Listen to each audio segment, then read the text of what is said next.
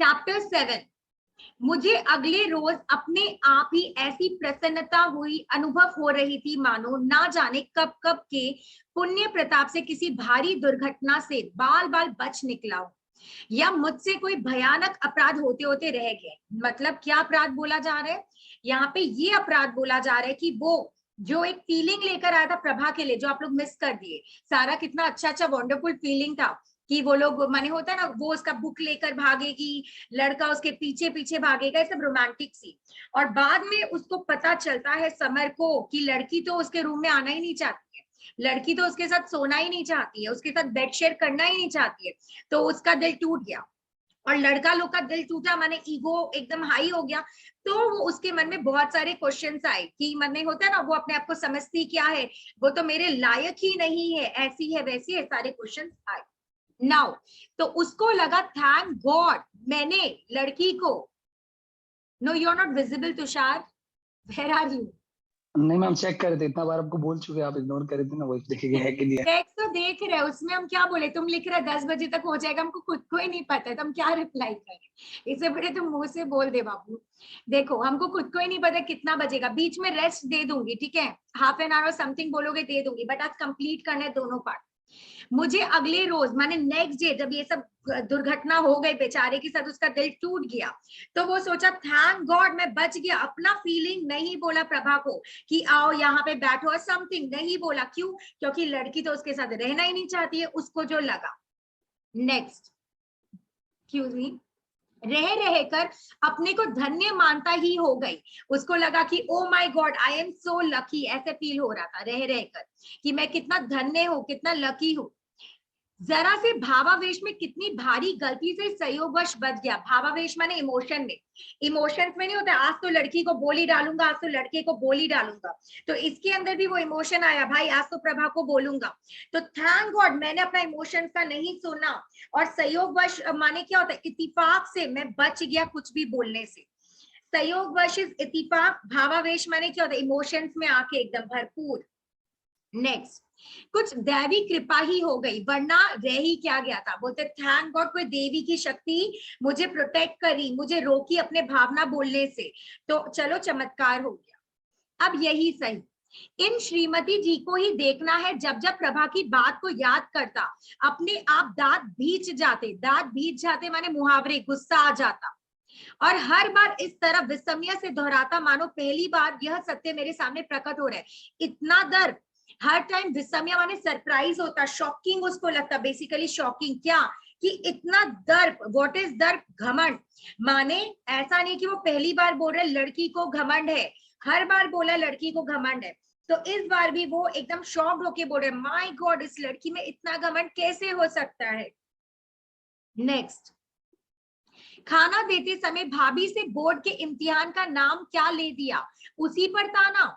माने खाना देते समय भाभी से बोर्ड के इम्तिहान का नाम, माने होता है ना, तो खाना वाना परोसा जा रहा है, भाभी के संग हो सकता है बोर्ड का टॉपिक आया कि बोर्ड का एग्जामिनेशन है, इम्तिहान माने एग्जामिनेशन, उसी पर ताना, तो उसको लगा कुछ ताना कसा गया है, कुछ टॉन्ट किया गया है।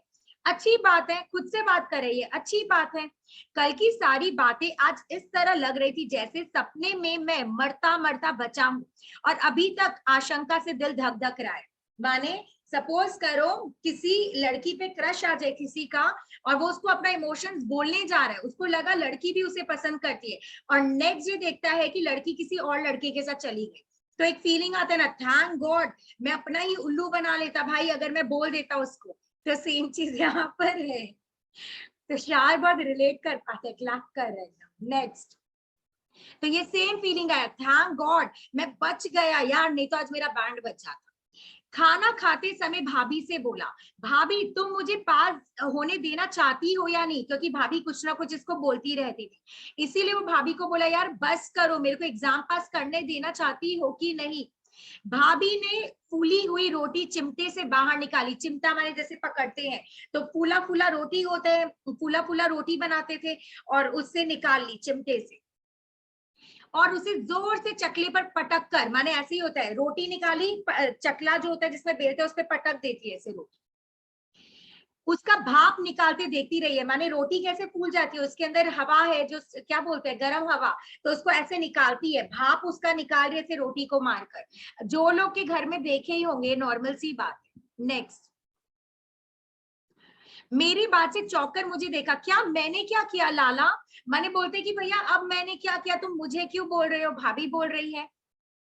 और हाँ, हु सेड टू हुम आएगा, अच्छे से सुनो, कौन किसको बोल रहा है।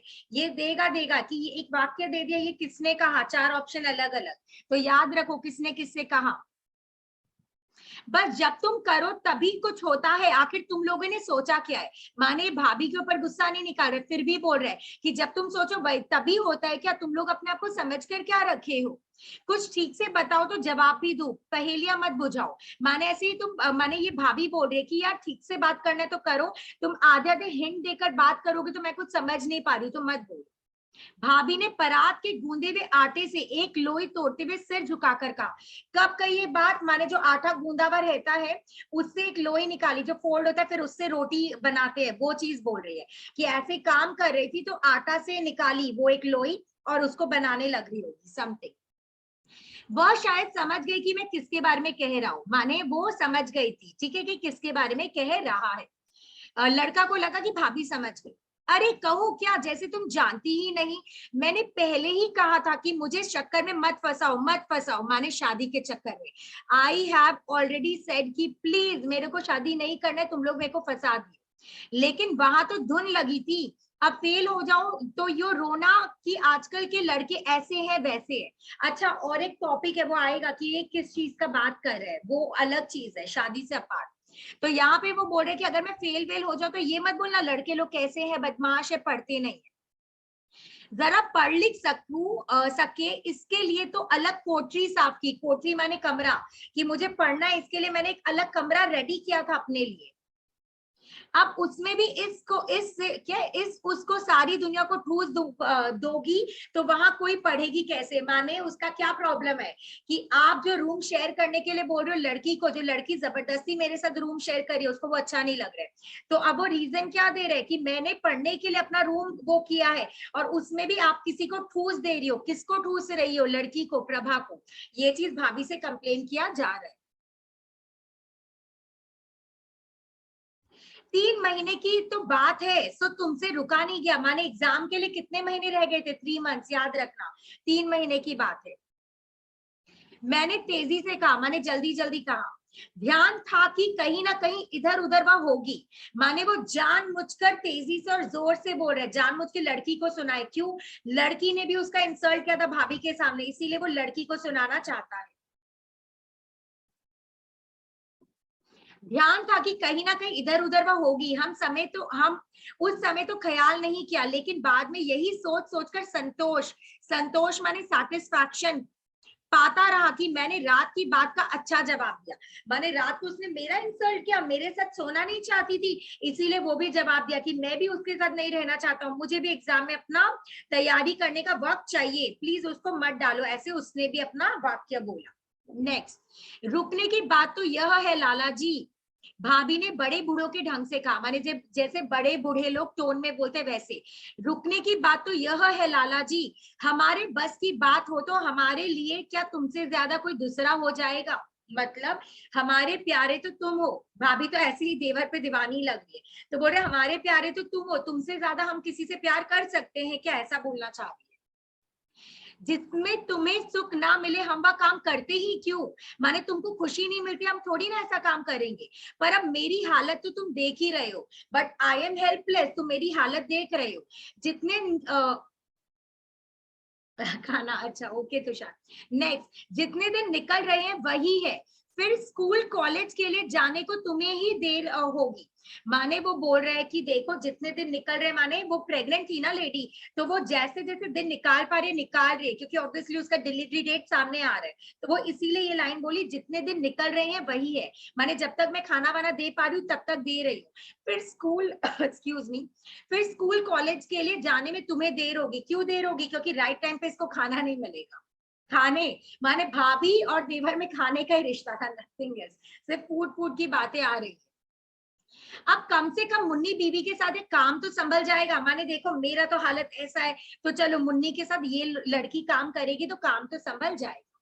और तो कुछ उम्मीद महारानी जी से है नहीं, यह ठीक से कर दे तो प्रसाद बांटूंगी। अपने कब बोलते हैं प्रसाद बांटूंगी? जब हमें किसी से उम्मीद नहीं होती किसी भी चीज की, और वो काम अच्छे से हो जाए तो हमें लगता है भाई एक बोलने की बात है कि चलो भगवान का प्रसाद बांटते हैं। मुझे तो दिखे उसमें भी 20 बातें उठेंगी। फिर थोड़ी देर चुपचाप रोटी बेलती रही, क्या देखे कैसे करके खिलाती है। माने वो अपने मन ही मन प्रभा का बुराई कर रही है, बोलते कि देखूंगी कि वो कैसे खाना खिलाती है, वो क्या क्या करती है।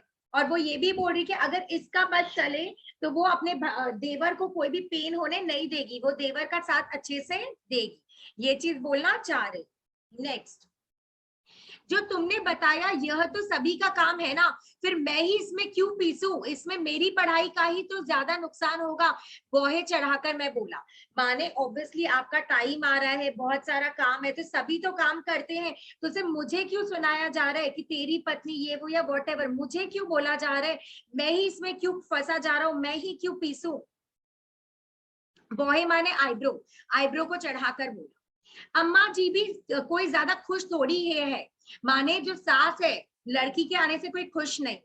वहां जैसी जैसी बातें जाकर इसने लगाई है, सब अमर लाला जी ने आकर बताई। माने देवर जब आया तो बताए ना कि भाभी के घर में ये सब बातें हो रही थी। और सब बातें कहाँ से आई होगी? प्रभा ने चुगली की अपने ससुराल की पियर में, इसीलिए अम्मा को गुस्सा आ रहा है कि हम लोग के घर की बात देखो अपने पियर में बोल दी। तो यहाँ पे इसीलिए अम्मा रूठी बैठी।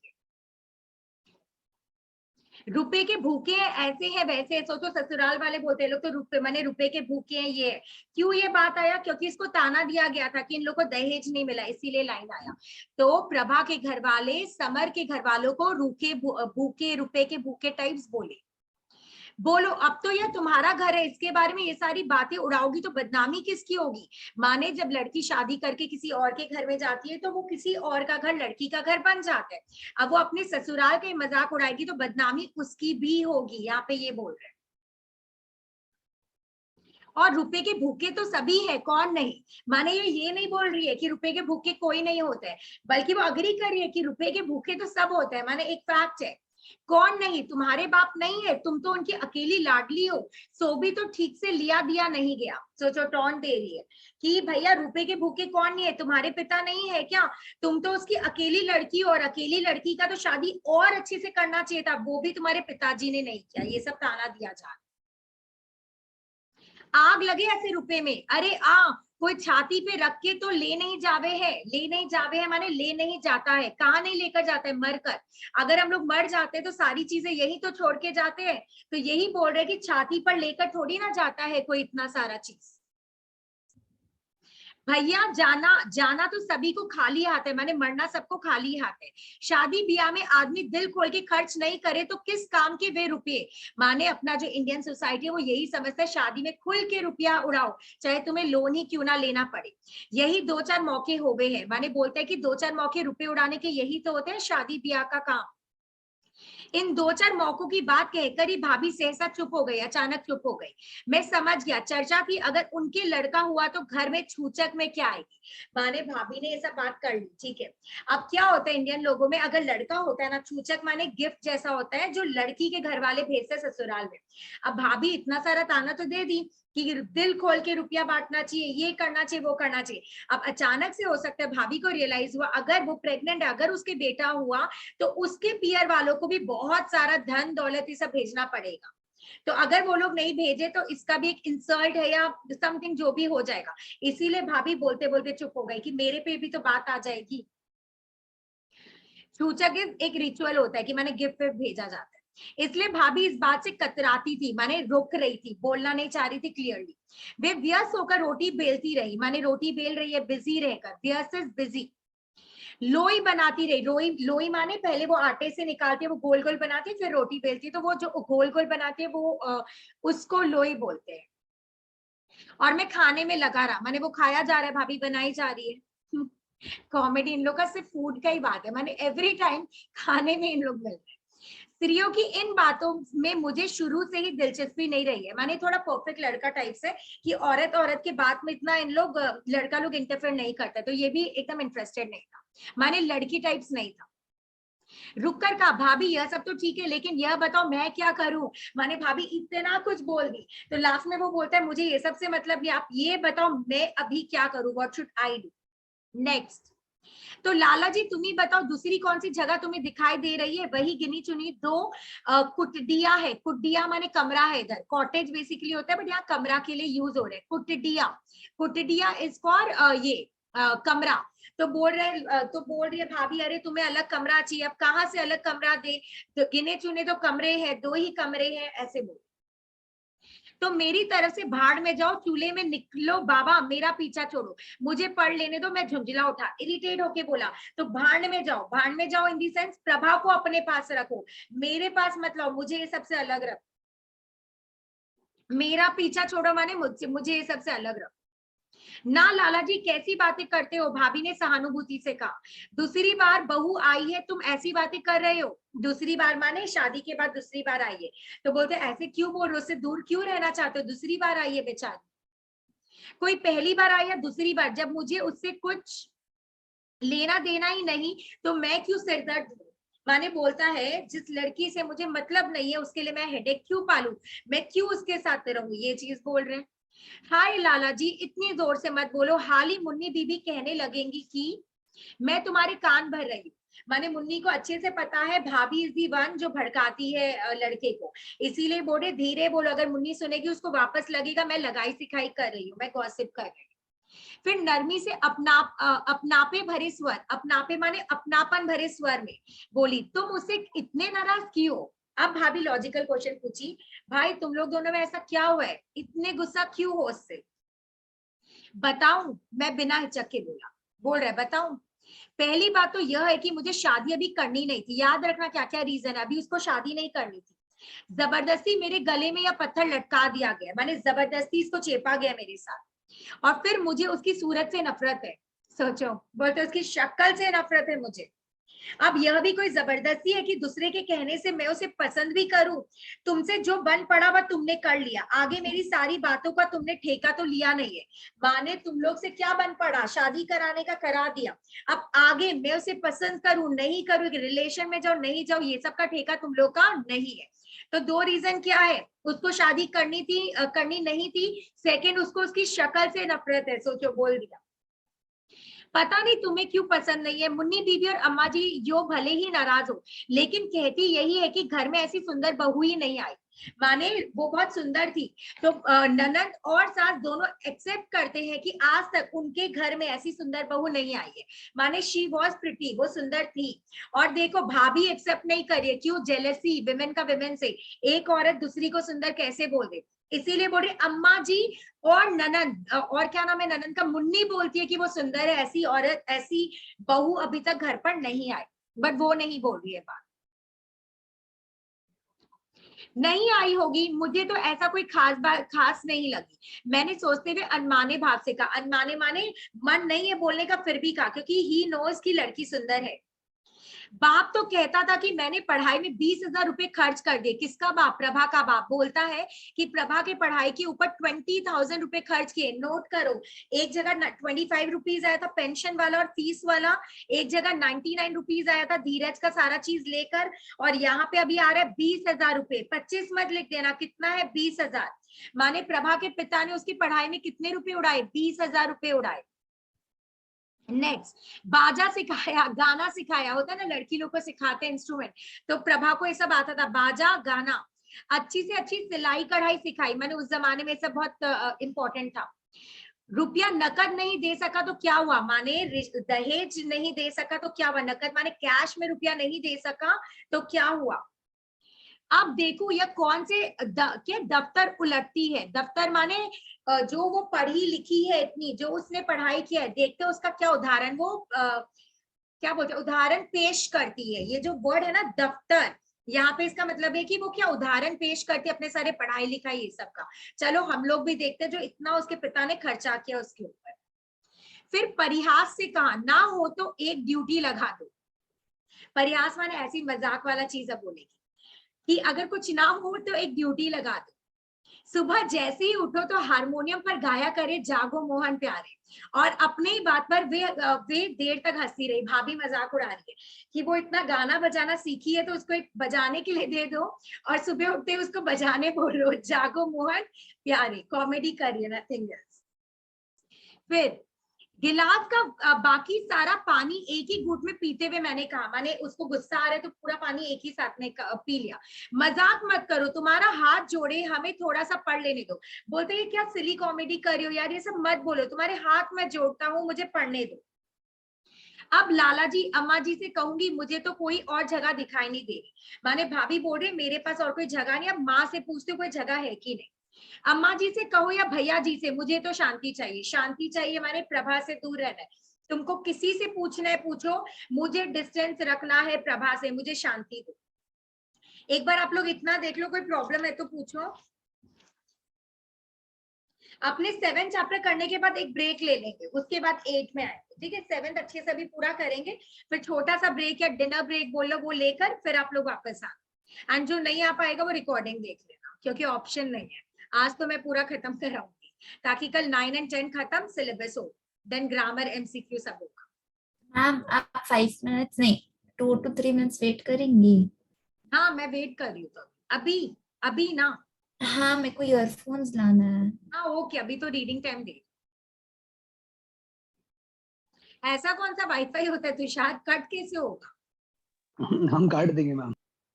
तुम करता है ना हम करते हैं। क्यों, नहीं अरे समझी। वाईफाई कट मतलब होता है ना कनेक्टिविटी इशू। 10:30 लेट्स सी, अगर हो गया तो तुषार हो गया, नहीं तो अब रिकॉर्डिंग देख लेना है ना, हाँ क्योंकि मैम ठीक। खत्म करा दूंगी, प्रॉब्लम हो जाएगा नहीं तो। हम 10 चैप्टर आ जाएगा। क्या बोल रहे हो? 10 चैप्टर हो जाएगा क्या? नहीं नहीं 10 नहीं करूंगी, कल 2 उठो रखी हूँ। और कल वाला तो बहुत कम टाइम में होगा क्योंकि 9 चैप्टर बहुत छोटा है, बहुत। 10 फिर भी थोड़ा सा बड़ा है, बट 9 एकदम छोटा है, तो कल बहुत ज्यादा जल्दी होगा, बैक टू बैक। मैं आप लोग से आप लोग का टाइमिंग ले लूंगी और कल खत्म करा दूंगी।